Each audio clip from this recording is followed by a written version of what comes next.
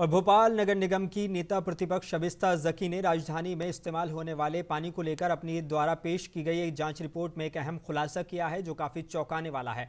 राजधानी वासी वैसे तो 4 स्रोतों से अपने यहां इस्तेमाल होने वाले पानी की पूर्ति करते हैं। इनमें बड़ा स्रोत शहर के बड़ी झील है और कोलार को माना जाता है। इसके बाद नर्मदा नदी के पानी और जमीनी पानी से शहर के पानी की पूर्ति होती है। लेकिन हाल ही में यहाँ इस्तेमाल किए जाने वाले पानी की जुड़ी रिपोर्ट में खुलासा हुआ है कि इन सभी स्रोतों में आने वाला पानी पीने योग्य नहीं है।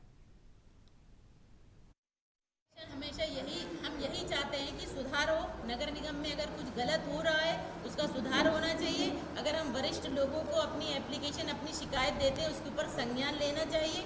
अगर हम संज्ञान नहीं लेंगे, वरिष्ठ अधिकारी, मेयर इन काउंसिल, अगर इसके ऊपर ये अध्यक्ष, कमिश्नर, तो हमारे साथ यही खिलवाड़ होता रहेगा।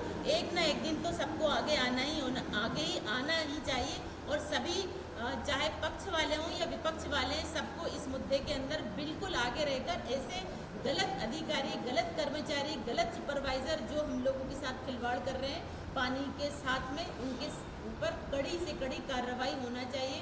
मेरी कलेक्टर महोदय से, कमिश्नर महोदय से, माननीय मुख्यमंत्री जी से, संबंधित मंत्री महोदय से निवेदन है कि ये भोपाल शहर की जनता के पीने का पानी का मुद्दा है, जो कि मैनेट्स की ये रिपोर्ट कह रही है कि ये दूषित पानी है, हम नहीं पी सकते और ये पानी सभी लोग पी रहे हैं। तो